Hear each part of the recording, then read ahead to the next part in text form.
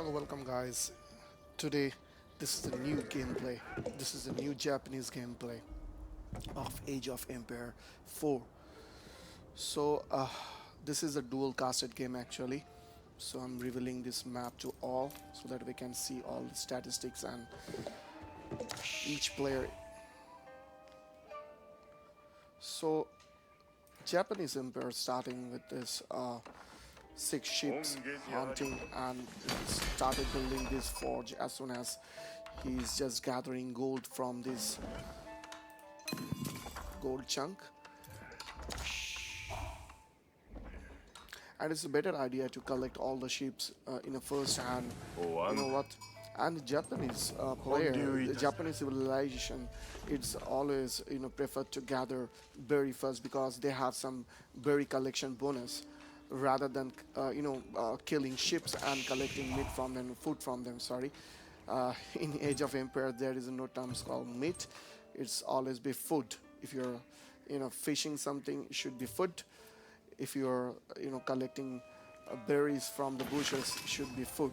So there is a no term meat.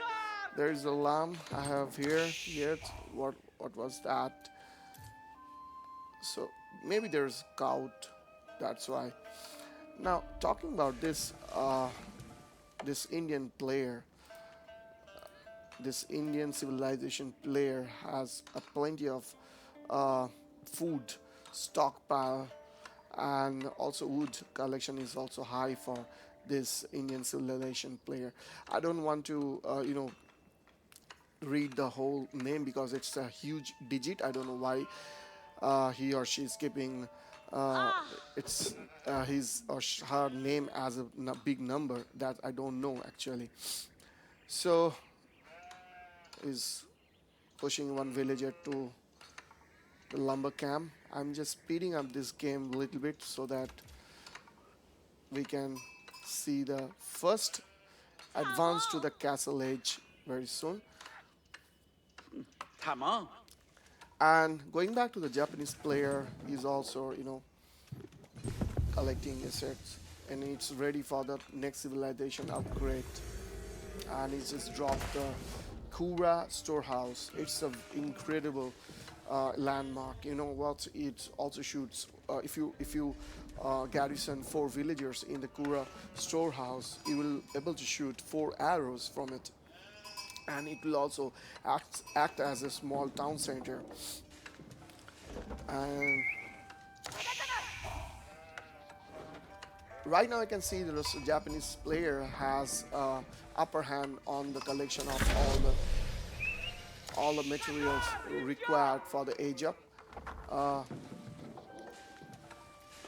I don't see any production house yet because right now the Japanese player needs to build a production house, else it will be very late for him to produce units from it.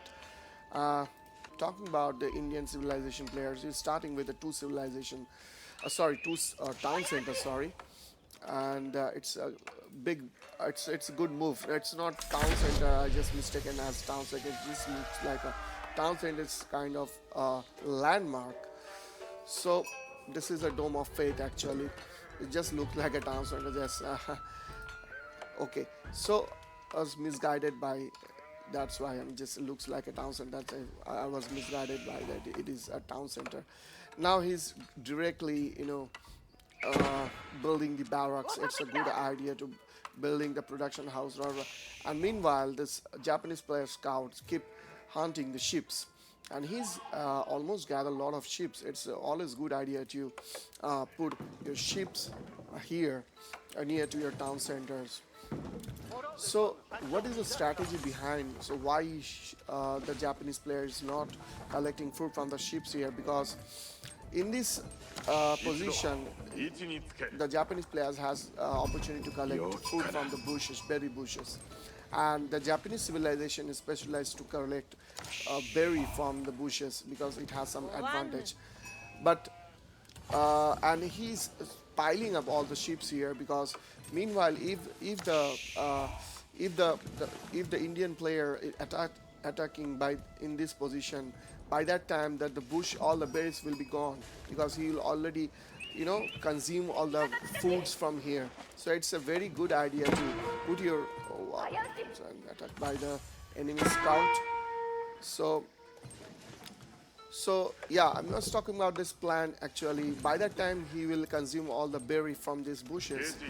He can piling up all the ships here. This is the plan B actually. If the player is attacking from this side, he can easily move the villagers from here to here, and the Japanese player keep continuing to collecting food from here because the counter player will, the player Indian player will not come in this position because it has some side. This town center has some side, and the Kura storehouse some side to shoot arrows. So this is a very good idea. I believe after consuming all the foods from here, he will move all his villagers from here to here. And in this map, actually, wood is not sufficient in this map. Actually, just increasing the time a little bit. And actually, he's researching a lot of technology back and so this is a very good idea to, if the counter player is not attacking you, it is always better to keep researching all your tech in your forge.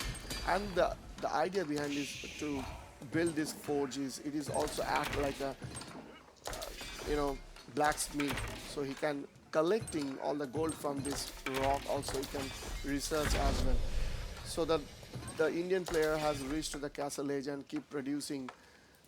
I wow, he's building up the stone to block the counter attack, and is just he has just built this ram to push through it, and it's always a good idea to you know to walling up your surrounding and to avoid any counter attack. Meanwhile, he has found a gap.